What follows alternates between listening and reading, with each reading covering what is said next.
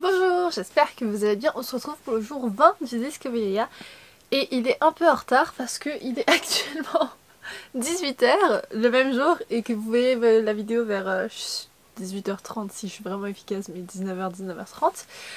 On voit le degré de dernière minute, mais il y a peut-être le jeu Zelda qui est entré en jeu.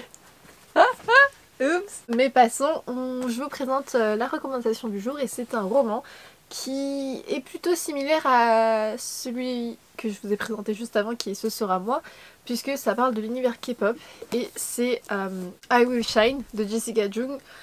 Pour ceux qui écoutent de la K-pop, vous devez la connaître parce que du coup c'est une membre des Girls' Generation. C'est un peu la base de la K-pop, enfin de l'ancienne K-pop. Elle a publié son roman et qui est sur l'industrie pop coréenne. C'est publié chez Nathan et il fait un bon 360 pages. Et vraiment cette fille, elle est multitalent, c'est vraiment un modèle.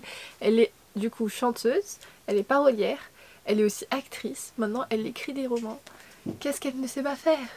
Elle danse aussi, vu que du coup c'est dans la K-pop, elle danse trop bien et en plus elle est drôle dans les émissions. Pour l'histoire, c'est Rachel qui est une trainee de K-pop et qui allie du coup les cours et sa formation en tant que trainee pour s'entraîner en fait. Et donc Rachel elle allie les cours et les entraînements pour devenir du coup une future idol de K-pop parce que sa mère ne veut pas qu'elle abandonne les cours et qu'elle ne croit pas spécialement en son rêve. Pour elle c'est juste un passe-temps et elle lui dit tant que t'as des bonnes notes tu peux continuer à faire ton activité extrascolaire alors que c'est un peu le métier de rêve qu'elle veut faire. Le fait qu'elle ne soit pas que trainee parce que souvent du coup les personnes qui s'entraînent à devenir des chanteurs de K-pop ne font que ça parce que ça demande tellement d'heures d'entraînement par jour et elle ne peut pas vu que du coup elle doit suivre ses cours parce que sa mère lui oblige.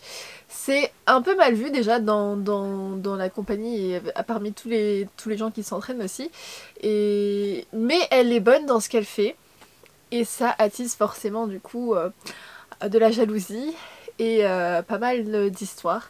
Parce que c'est un secteur qui est hyper concurrentiel parce qu'il y a beaucoup de trainees et il n'y a pas beaucoup de gens qui font leur début en tant que groupe. Il faut être sélectionné parmi tous ces gens-là et il y en a qui sont trainees pendant 5, 10, voire plus d'années et qui ne seront jamais lancés. C'est un peu du coup la dure réalité et j'ai beaucoup apprécié cet aspect-là.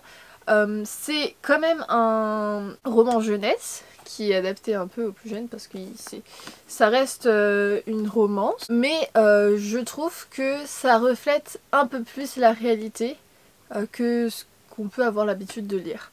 Dans le sens où on a vraiment, c'est vraiment une description de cet aspect cruel et sans pitié de cet univers. On se rend compte que c'est énormément de sacrifices qu'on ne voit pas quand nous on est de l'autre côté et qu'on est juste des simples spectateurs. J'ai trouvé ça super intéressant que ce soit une histoire qui nous amène dans les coulisses de cette industrie et qui, je pense, n'est pas la seule à marcher comme ça. Et si je devais donner 3 mots, je dirais que c'est par passion qu'elle le fait, parce que c'est le rêve de toute sa vie, qu'il y a énormément de sacrifices et qu'on s'en rend pas forcément compte, et compétition parce que c'est le ou la meilleure qui aura la possibilité déjà seulement de lancer sa carrière et de voir si potentiellement elle peut du coup devenir célèbre ou pas. C'est tout pour cette petite présentation, j'espère que ça t'aura plu et on se retrouve demain pour une nouvelle recommandation. Bye bye!